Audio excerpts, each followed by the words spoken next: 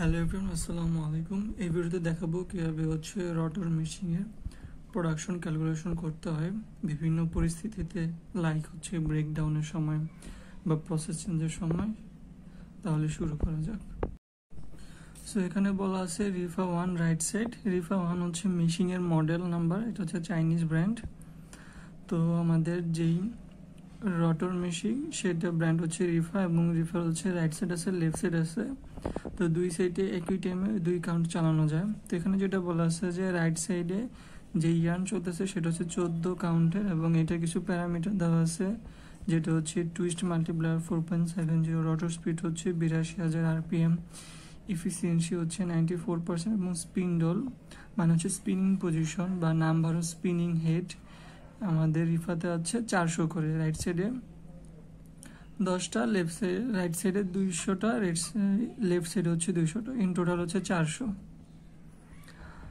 তারপর হচ্ছে Rifa 1 left side, মানে লেফট সাইডে যে কাউন্ট চলতেছে তার প্যারামিটার দেওয়া আছে এখানে, যেমন ইয়ান কাউন্ট হচ্ছে 18 এনএম, তারপর টিএম দেওয়া আছে 4.80, রটার স্পিড দেওয়া আছে 88,000, ইফিসিয়েন্সি 94, এবং স্পিন্ডল মানে রিফা 1-এর যে নাম্বার স্পিনিং পজিশন বা স্পিনিংয়ে সেটা হচ্ছে 400।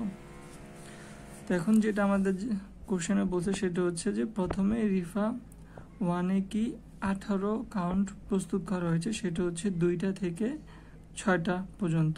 রিফা 1 বলতে এখন বুঝাচ্ছি যে রাইট সাইড লেফট সাইড 2টা থেকে 6টা পর্যন্ত শুধু 18 কাউন্ট চলছে।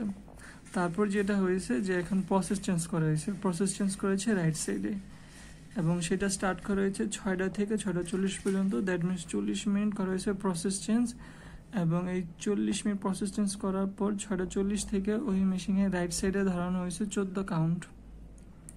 তো এখন আমাদের যেটা বের করতে হবে সেটা হচ্ছে যে প্রোডাকশন বের করতে হবে 2টা থেকে 10টা পর্যন্ত, মানে টোটাল 8 ঘন্টা বা একটা শিফটে ওই মেশিনে প্রোডাকশন কত হয়েছে বোথ কাউন্ট, মানে 14 কাউন্ট 18 কাউন্টের জন্য।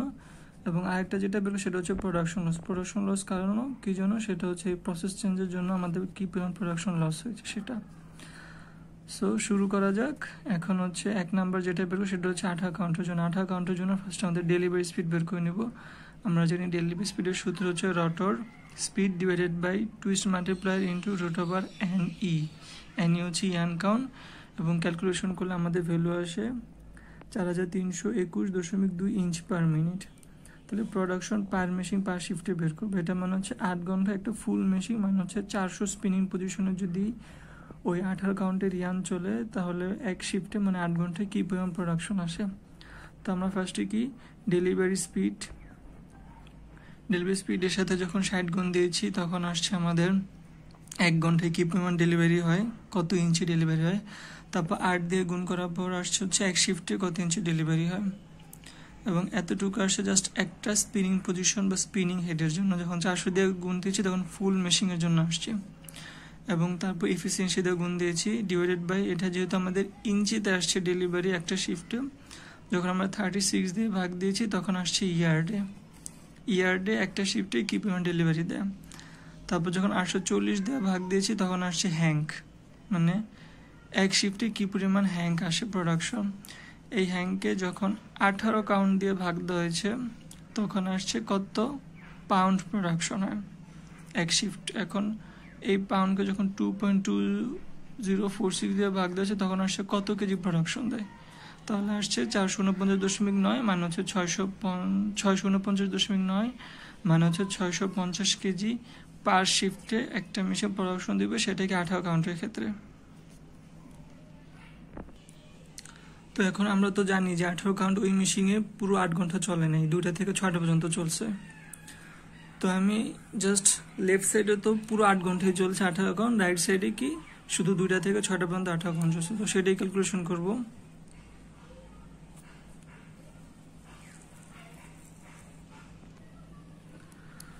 তো আমাদের লেফট সাইডে কি পুরো 8 ঘন্টায় 18 কাউন্ট চলছে, আর রাইট সাইডে হচ্ছে 2টা থেকে 6টা পর্যন্ত চলছে 18 কাউন্ট। তারপর হচ্ছে প্রসেস চেঞ্জ হওয়ার পর 14 কাউন্ট ডাউন হয়েছে। তাহলে লেফট সাইডের ক্ষেত্রে আমাদের 650 কেজি প্রোডাকশন হচ্ছে একটা শিফটে, যখন আমাদের 400 স্পিনিং পজিশন থাকে।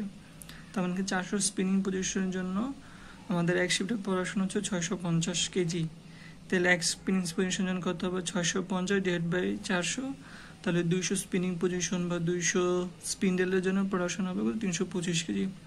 এখন 200 দ্বারা গুণ দেওয়ার কারণ হচ্ছে যেহেতু আমি লেফট সাইডে ক্যালকুলেশন করতেছি, লেফট সাইডে আমাদের স্পিনিং পজিশন হচ্ছে 200টা, আর লেফট সাইড আমাদের 8 ঘন্টা ধরে চলছে 18 কাউন্ট, তো এই ক্যালকুলেশন করলে আমাদের আসে 325 কেজি। এখন আসি রাইট সাইড, তো রাইট সাইডে আমাদের 2টা থেকে 6টা পর্যন্ত, দ্যাট মিনস 4 ঘন্টা হচ্ছে 18 কাউন্ট চলছে, এবং রাইট সাইডে আমাদের স্পিনিং পজিশন বা স্পিন্ডেল সংখ্যা হচ্ছে 200। তাহলে আগের মতোই 400 স্পিনিং পজিশনের জন্য আমাদের প্রোডাকশন আছে 650, যেটা হচ্ছে এক শিফটে। তাহলে 200 স্পিনিং পজিশনের জন্য প্রোডাকশন আসবে এক শিফটে কত 650 × 200 ডিভাইড বাই 400। এখন কথা হচ্ছে আমাদের মেশিন তো 8 ঘন্টা 18 ঘন্টা চলে নিয়েছে, 4 ঘন্টা 18 ঘন্টা চলছে, তাহলে সেই হিসেবে 8 ঘন্টায় আসে আমাদের এত প্রোডাকশন, 1 ঘন্টায় কত 8 ভাগ যাবে, তাহলে 4 ঘন্টায় কত, তাহলে রেজাল্ট আছে 162.5, মানে হচ্ছে 163 কেজি। তো এখানে আমি যেটা ইউজ করেছি সেটা হচ্ছে কোনো ফ্র্যাকশন আনিনি প্রোডাকশনে, মানে হচ্ছে পূর্ণ সংখ্যা পর যদি কোনো দশমিক থাকে, পূর্ণ সংখ্যা পর যদি 0.5 থাকে, তাহলে সেটা আমি পরবর্তী সংখ্যা ধরেছি, মানে হচ্ছে 162.5 আছে, এর জন্য 163 কেজি ধরেছি। যদি এরকম থাকতো যে 162.4 থাকতো, তাহলে 162 কেজি ধরতাম। আশা করি এটা বোঝা গেছে। এখন আসি 18 কাউন্টের জন্য টোটাল প্রোডাকশন এক শিফটে কত হয়েছে। আমাদের লেফট সাইড হয়েছে 325 কেজি, আর রাইট সাইড হচ্ছে 163 কেজি, ইন টোটাল 488 কেজি। এখন আসি 14 কাউন্টের জন্য, সেম আগের মতো আমাদের ডেলিভারি স্পিড বের করতে হবে, দেন হচ্ছে প্রোডাকশন পার মেশিন পার শিফট ক্যালকুলেশন করতে হবে, এবং যেটা আসে হচ্ছে 902 কেজি এক শিফটে, সেটা হচ্ছে 18 কাউন্টের জন্য যখন আমাদের মেশিন ফুল চলে, মানে হচ্ছে পুরো 400 স্পিন্ডল জুড়ে চলে। কিন্তু এখন কথা আছে আমাদের প্রসেস চেঞ্জ হয়েছে, 40 মিনিট, মানে 6টা থেকে 6:40। তারপর প্রসেস চেঞ্জ হবে পিসিং টাইম, মানে হচ্ছে বরাবর যে করবো সেই বরাবর করতে এক সাইডে লাগে আমাদের 23 মিনিট, আর ফুল সেট যদি করতে চাই তাহলে হচ্ছে 45 মিনিট। তো আমি যেহেতু জাস্ট এক সাইডে করবো রাইট সাইড, তাহলে সেক্ষেত্রে পিসিং টাইম হচ্ছে 23 মিনিট। তাহলে টোটাল আমাদের সময় নষ্ট হয়েছে বা ব্রেকডাউন গিয়েছে 43 মিনিটের। তাহলে আমাদের অ্যাকচুয়াল প্রোডাকশন হয়েছে কত, 63 মিনিট। আমাদের অ্যাকচুয়াল প্রোডাকশন হয়েছে কত 177 মিনিট, সেটা হচ্ছে আমাদের শুধু রাইট সাইডে, মানে হচ্ছে 6টা থেকে যদি 10টা পর্যন্ত ক্যালকুলেশন করি, 6টা থেকে 6:40 হচ্ছে প্রসেস চেঞ্জ, তারপর 6:40 থেকে 7:03 পর্যন্ত হচ্ছে পিসিং টাইম, এবং 7:03 পর থেকে 10টা পর্যন্ত হচ্ছে আমাদের প্রোডাকশন রাইট সাইডে শুধু অ্যাকচুয়াল টাইম যেটা। তো সেটা ক্যালকুলেশন করছি 240 বিয়োগ হচ্ছে 60 মিনিট, 240 মানে হচ্ছে 4 ঘন্টা, তো বিয়োগ দিলে আসে 177 মিনিট। তাহলে production on right side for 14 count সেটা ক্যালকুলেশন করব। তো আমরা আগে বের করে নিয়েছি যে 480 মিনিট মানে হচ্ছে 8 ঘন্টার জন্য প্রোডাকশন আসে 902 কেজি, তাহলে 177 মিনিটের জন্য প্রোডাকশন আসবে কত। এখন কথা হচ্ছে মেশিন তো শুধু রাইট সাইডে চলছে, দ্যাট মিনস 200 স্পিন্ডলের জন্য বা 200 স্পিনিং পজিশনের জন্য বের করতে হবে, সেটা করেছি। তো আমাদের রেজাল্ট আসছে 166 KG production on right side for 14 count, যেটা হচ্ছে 177 মিনিটে 166 কেজি।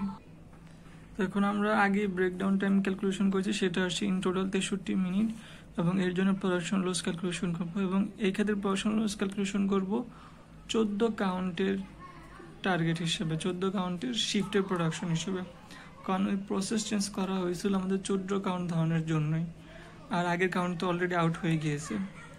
তাহলে সেই ক্ষেত্রে কি 480 মিনিটের প্রোডাকশন আসছে 902 কেজি, 1 মিনিটে কত 63 মিনিটে কত, কিন্তু যেহেতু রাইট সাইড আমাদের বন্ধ ছিল 63 মিনিটের জন্য, কারণ প্রসেস চেঞ্জ হয়েছে পিসিং হয়েছে, তাহলে সেই ক্ষেত্রে আমরা 200/400 দিয়েছি, 200 হচ্ছে রাইট সাইড স্পিন্ডলের জন্য, 400 হচ্ছে ফুল মেশিনের স্পিন্ডলের জন্য, তাহলে আসে আমাদের আসে 59 কেজি। তো এই ম্যাথ এই পর্যন্তই।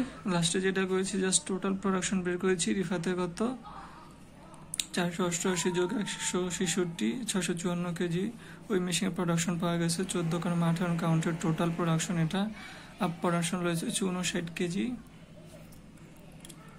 আর টোটাল প্রোডাকশন টাইম আমি যদি 63 মিনিট বাদ দিই একটা শিফট থেকে, মানে 480 মিনিট থেকে, তাহলে 417 মিনিট টোটাল প্রোডাকশন হয়েছে। That's all in this video.